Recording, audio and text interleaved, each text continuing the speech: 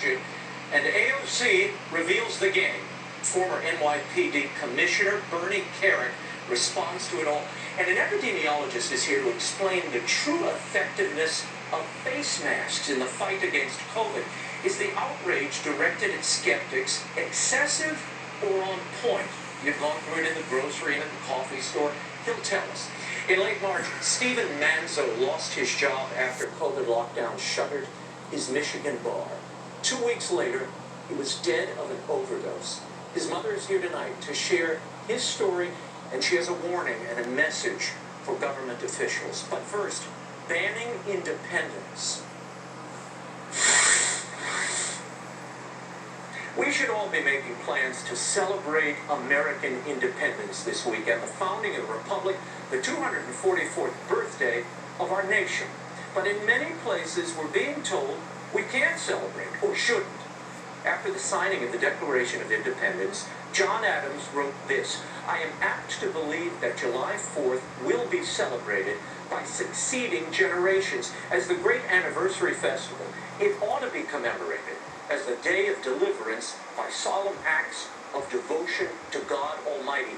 It ought to be solemnized with pomp and parade, with shows, games, sports, guns, bells, bonfires, and illuminations from one end of the continent to the other, from this time forward, forevermore." No, not this year, Mr. Adams. We're witnessing a de facto outlawing of July 4th celebrations all across the nation. In Florida, multiple counties, including Miami-Dade, Broward, and Palm Beach, are all closing beaches this weekend. In Philly, Denver, New Orleans, fireworks are canceled. In Los Angeles, Mayor Eric Garcetti added this. And today, the county announced that beaches, piers, and beach bike paths will be closed over the July 4th weekend, beginning July 3rd through July 6th, and fireworks displays have been prohibited to discourage gatherings. Look at this jackass. They are shutting down public beaches and forbidding fireworks because 1% of LA County residents are COVID positive. Now, deaths from the disease continue to fall, which would indicate it's less deadly, particularly to young people. Maybe it wasn't cookouts and firework displays that caused the LA COVID spike, Mr. Mayor, but scenes like this might have contributed. The riots. Look at these idiots. Now, don't you go asking Mayor Garcetti to link COVID infections to those riots. Don't do it. In terms of the protest, I have not seen any guidance from the county on that. I do think that in general, coughing now. The main guidance they've said is to keep your social distance and wear masks, but people still can, obviously, and should exercise their First Amendment rights. This is a critical moment not to let up with that. You got that? Don't let up on those protests. Exercise those First Amendment rights to loot and cause a ruckus, What a but you're not dumbass. allowed to watch fireworks or swim. I'm sorry, isn't free assembly still allowed? Or is that only at Kroger's and Home Depot? Maybe we should all wear red, white, and blue and meet in the beef section at Winn-Dixie. At least we'll get hot dogs out of the deal. Now, there is beneath the surface of these arbitrary and confounding health orders That's a good an one. animus against the very rights government was created to protect. God and country is now considered toxic by some, particularly on the left. In New York, a district judge lashed Governor Andrew Cuomo and Mayor Bill de Blasio for allowing businesses to operate at 50% capacity while religious gatherings were restricted to 25%, and protesters, no limits at all. The protests were an entirely different reality, a national phenomenon that was not something that the government could just say, go away. It's something that really came from the grassroots and obviously had profound meaning, and we're all acting on the meaning of those protests. But it's really apples and oranges. Our religious leaders were the first to say it was not time to bring back services. Not organic. I see. Protests are national phenomena with profound meaning, but religious services, and as far as de Blasio's contention that he's worried about the spread of disease in New York, this is what's been going on outside of City Hall this week.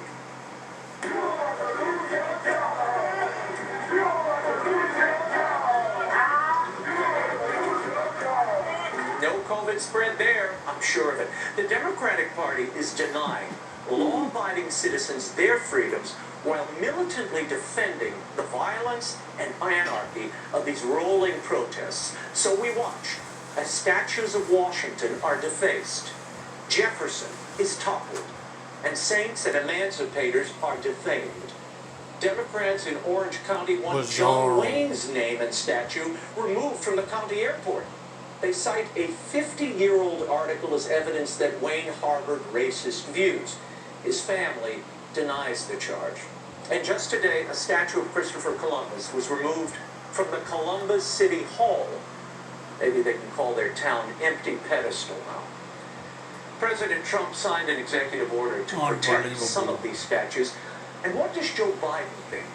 While he says Confederate statues belong in museums out of public view, well, listen. The elected officials where those statues are have a responsibility. He's reading a teleprompter. Put them in museums. Get them down. But don't expect if you have sitting in front of you after all these years, don't be surprised if someone pulls down the statue of Jefferson Davis. It's better that they do not. It's better if they don't. But they're justified, according to Biden. And once you admit that the mob's displeasure with a given historical figure justifies their destroying public works, how long before they're triggered over Roosevelt, Jefferson, or Washington's racist and colonialist actions? You think Biden's going to stop the mob from pulling them down? Here's the reality. As we approach the day we should be celebrating our nation's heritage and showing our patriotic colors, the left is bent on erasing our historical memory. This is about dismissing the heroism of Washington, disparaging the brilliance of Jefferson, and tarnishing that symbol of manhood and the American ideal that John Wayne represented on the screen. It's an all-out assault on the cultural foundations of America, an attempt to demonstrate that it was all founded on sin, it's all no good, and it needs to be remade. And now, the young have gotten the message.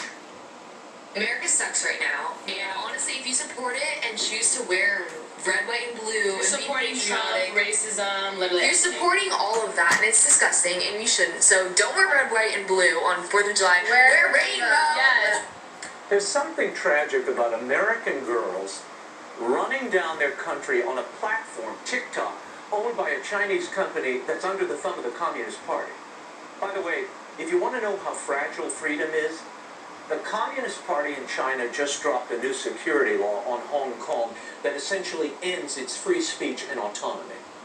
Freedom advocates are being indiscriminately arrested right now, and they're subjected to life sentences in prison.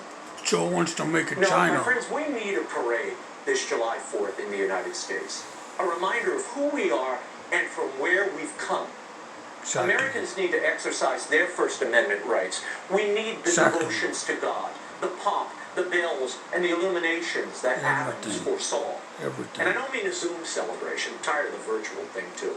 We need to go out with our flags and our songs and our passion and make our own clamor. Celebrate American independence and the birthright that is ours. If we don't exercise that liberty, cherish it, and pass it along to the next generation, we could well lose it to our eternal shame. Joining me now is